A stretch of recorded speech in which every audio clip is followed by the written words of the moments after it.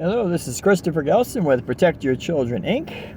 Hope everybody's doing okay out there. I wanted to upload a quick video here to notify the passionate protectors out there, parents, guardians, passionate protectors, teachers, everyone else that's out there looking to protect kids, notify you about a few things.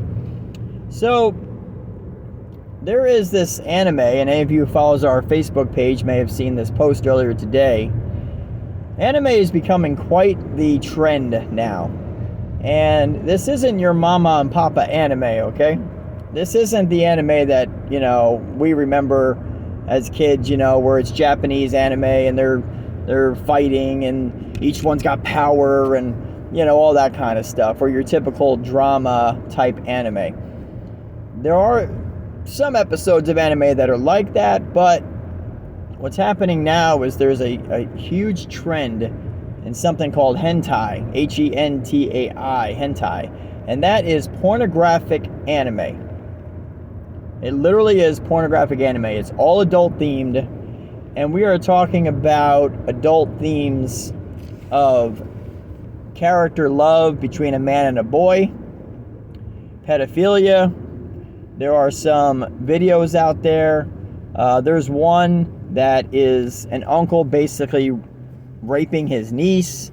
There's the titles of these things are absolutely disgusting. There are ones out there that literally are, sister takes advantage of brother when he's sleeping. Okay? And this is all cartoon looking, right? It's animated. It's anime. Made, Japanese anime with subtitles, right? And so what's happening is younger kids are coming across this, and the cartoon portion of it, because it looks animated, it draws them in. It appeals to the innocence of a child or a young person. And then it blends in these themes, and there's just enough emotional stuff, the drama kind of stuff at the beginning of it, so it doesn't look totally bad, right? And we've been hearing reports from parents and from others that these kids are going online looking for regular anime, and a lot of times if they're just starting out looking for anime, that's what they'll find. But somehow, amazingly, as they're watching regular anime, it starts to lead them to this hentai, this inappropriate, sexually inappropriate, explicit stuff. Now you would say, well, my child's only 9, I don't have to worry about that. Well, guess what? If you don't have them on YouTube Kids, you have to worry about this, because these videos are on YouTube. Free, right out there in the open. Now, videos have been reported. We're waiting to see if YouTube is going to do anything about it, because clearly it's depicting sexual abuse and rape, incest. It's out of control, and YouTube is allowing this to be on there. Now, from what we understand, we may be limited on what we can do as far as getting this removed, because it's animated. They look cartoonish, so there's really no way to tell how old they look, right? That's the excuse that some of these corporations have been using. Okay, you can't definitely say that the uncle was taking advantage of the niece, because the niece could be 18 in the cartoon video, right? But anybody who has a brain can look at these videos and see the way they make their faces. They're definitely depicting children and adults. And it's absolutely disgusting. But parents, you have to be nosy. We tell you this all the time. Be nosy. Be all up in your kids' business. You got to know what they're looking at. Know what they're watching. If you swing by their device and you think they're just looking at a cartoon, you might want to stop for a second and just see exactly what they're looking at. Look at the title of the video that they're watching. It very well may be this inappropriate stuff. But this is along the same lines of all these other technology companies that are not stepping up to do a darn thing. They're allowing this stuff to be out there. So parents, it's going to be up to you. Passionate protectors, guardians, it's up to you. You've got to protect your kids from this smut. It is getting into their heads younger and younger. We have a parent has an 11-year-old that we were talking to And the 11-year-old was saying that in his school, this is a middle school, it is so bad that the kids are touching each other sexually. They had to take the doors off of the bathrooms because kids were fooling around with each other in the boys' bathrooms and in the girls' bathrooms. They're bringing their phones into the bathrooms and recording others underneath and over the stalls and then sending it online to people. 90% of the conversation is all about sex. And this is 8, 9, 10, 11, 12 years old. And if you think that this is just happening out of nowhere, then you're sadly mistaken. It's happening because of what they're looking at, what they're listening to, what's being shoved in their face every single day. And this is preparing these kids to be abused. It is breaking down their walls. Most kids would have a wall up that would say, yeah, it's not okay for me to be engaging in any kind of sexual activity until I'm older. But this is normalizing it. It's out of control. Now, the second thing.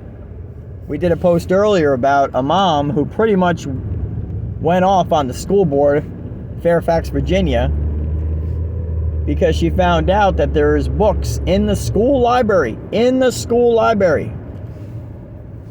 that were depicting pedophilia, man-boy love. And this is a middle school and high school combined. Same library used for both. And she went to the school board and she raised hell about it. And they kept trying to cut her off, reminding her she was reading from the stuff that's in the books. She was telling them what these books contain, and they kept telling her to be careful because there's kids present in the school board meeting. She's like, "Thank you, that's exactly my point." And they're pretending like they don't know what books are in their library.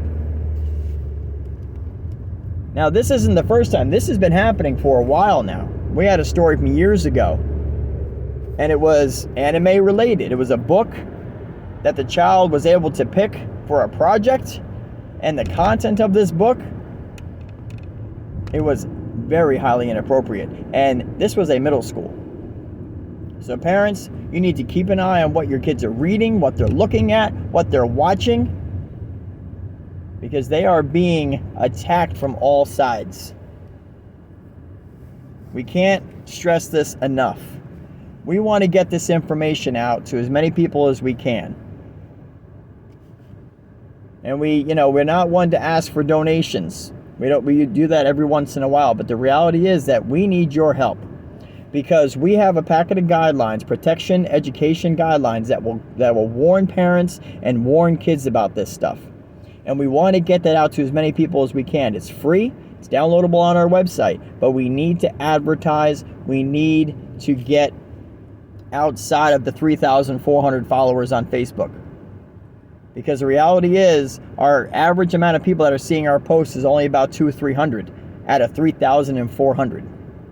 So the information that we're putting out every day on social media is not reaching a whole lot of people.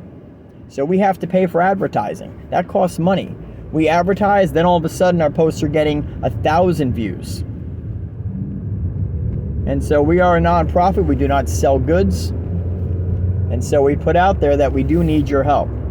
We do need people's help. We do need donations. You can set up a monthly recurring donation or a one-time gift right from our website, protectyourchildren.org. But our kids are under a huge, huge attack.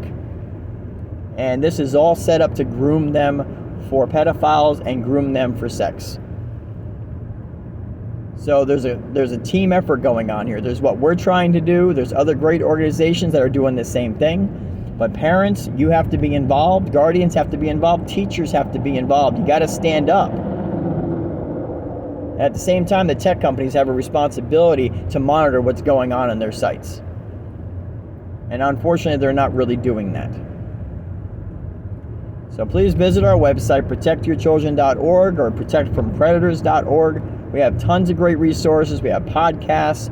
We have actually a good animated series for kids, Talking with Topher, and a whole lot of information that can help keep your kids safe. So we thank you for listening. Take care.